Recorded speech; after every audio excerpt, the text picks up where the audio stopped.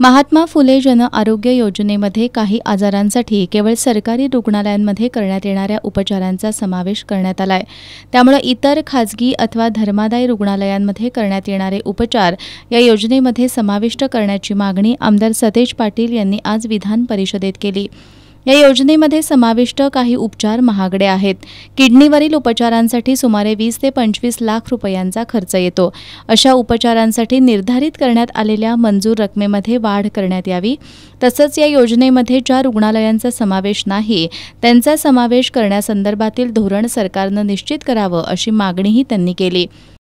32 treatment असे आहेत की कंपल्सरी तुम्ही सरकारी दवाखान्यातच केल्या पाहिजे, ते तुम्ही का वाढवत नाही हा आमचा प्रश्न आहे। आणि किडनी आणि याच्यासाठी तुम्ही 4.5 लाख केले, परंतु 20-25 लाखाच्या खाली ऑपरेशन होत नाही, ते वाढवणार का हा माझा स्पेसिफिक त्यामध्ये सभापतीमध्ये प्रश्न असणार। आणि या ज्या ट्रीटमेंट सरकारी दवाखान्यातच करायला लागतात त्या इकडं करण्याची परवानगी देणार का? आणि भाई गिरकर बोलले ते या सगळ्या हॉस्पिटलमध्ये 25% सेवा द्यायची तरतूद आहे, त्यामुळे कंपल्सरी करायला काय हरकत नाही या सगळ्यांना, काय अडचण याची कारणच नाही। कारण की चॅरिटेबल हॉस्पिटलच्या नियमाप्रमाणे त्यांना तेवढे बेड्स ठेवायचे, त्यामुळे जे हॉस्पिटल्स मुंबई पुणे किंवा या ठिकाणी नसतील या योजनेमध्ये त्याची यादी करून त्यांना समाविष्ट करण्यासंदर्भात धोरण घेणार का?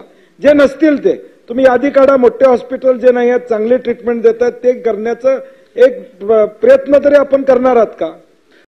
दरम्यान आमदार सतेज पाटील यांनी उपस्थित केलेल्या प्रश्नाला उत्तर देताना आरोग्यमंत्री तानाजी सावंत यांनी या योजनेमध्ये सरकारी रुग्णालयामध्ये होत असणाऱ्या उपचारांचा समावेश इतर खाजगी अथवा धर्मादाय रुग्णालयामध्ये करण्याचा निर्णय घेण्यासाठी एक समिती नेमून 8 दिवसात अहवाल घेऊ, तसंच सरकारी रुग्णालयांसह इतर रुग्णालयांमध्ये करण्यात येणाऱ्या उपचारांचा योजनेत समावेश करण्यासंदर्भात सकारात्मक निर्णय घेऊ असं आश्वासन दिलं।